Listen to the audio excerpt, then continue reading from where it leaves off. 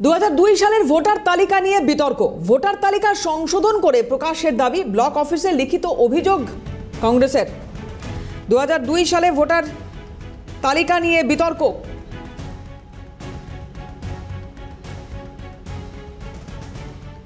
Voter তালিকা সংশোধন করে প্রকাশের দাবি, ব্লক অফিসে লিখিত অভিযোগ কংগ্রেসের।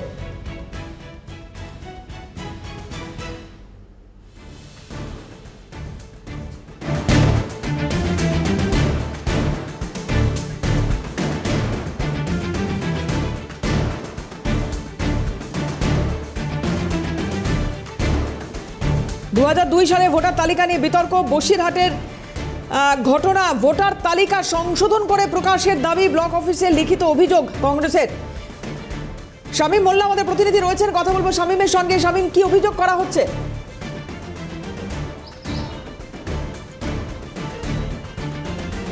দেখো, একেবারেই তোমাকে জানিয়ে রাখবো, এই মুহূর্তে আমি রয়েছি বসিরহাটে। আর বসিরহাটে জাতীয় কংগ্রেসের পক্ষ থেকে ডেপুটেশন জমা দেওয়া হলো একেবারেই বসিরহাট 1 নম্বর বিডিও অফিসে। আমি আমার চিত্র সাংবাদিককে বলবো যে একটি ভোটার লিস্ট, যে নতুন নির্বাচন কমিশন নতুন 2002 সালের যে ভোটার তালিকা প্রকাশ করেছে, এই তালিকায় রীতিমতো একেবারেই যে মার্ক করে দেওয়া রয়েছে যে লাস্ট ক্রমিক সংখ্যা 858 জন, এবং এখানে নাম দেখানো হচ্ছে হজরত আলী মণ্ডল, পিতা কাসেম আলী মণ্ডল। 2002 সালে ভোটার লিস্ট, সেই যে ভোটার লিস্ট আমি এক্ষুনি দেখাচ্ছিলাম, এই ভোটার লিস্ট কিন্তু নির্বাচনী আধিকারিক অর্থাৎ একেবারেই যে ওয়েবসাইট, নির্বাচনী দপ্তরের এই যে ওয়েবসাইট, সেই ওয়েবসাইটে প্রকাশিত হয়েছে। এবং আমি আমার চিত্র সাংবাদিককে বলবো যে আরও একটি লিস্ট দেখানোর জন্য, যে যেখানে মূলত ওই যে 858 পর থেকে মূলত আরও একটি লিস্ট, এই লিস্টটি মূলত 2002 সালে এই লিস্ট দেখেই কিন্তু ভোট হয়।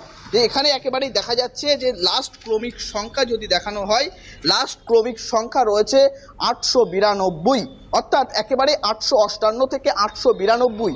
এবং এই যে 34 জনের নাম 2002 এর ভোটার লিস্ট নতুন করে প্রকাশিত হয়েছে, সেই ভোটার লিস্টে 34 জনের নাম বাদ পড়েছে বলে অভিযোগ উঠছে।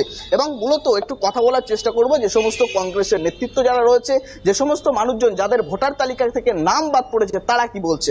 দাদা, আজকে একেবারে ডেপুটেশন দিচ্ছেন, এই যে ভোটার তালিকা থেকে ভোটার তালিকায় গড়মিল বলছেন, কি ঘটনা ঘটছে?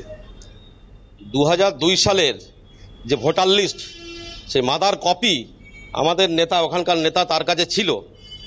এই লিস্টটা 2002 সালের লিস্ট নির্বাচন কমিশন প্রকাশ করার পরে আমাদের কাছ থেকে বিভিন্ন জায়গাতে অভিযোগ আসছিল আমাদের নেতা কর্মীদের কাছে, যে আমরা 2002 সালে আমরা ভোট দিয়েছি, নাম ছিল, কিন্তু নির্বাচন কমিশন যে লিস্ট প্রকাশ করেছে তাতে আমরা নাম খুঁজে পাচ্ছি না। শামীম, আপাতত আমরা এটা নিয়ে তোমাকে কথা বলছিলাম, শামীম মোল্লা ছিলেন সরাসরি।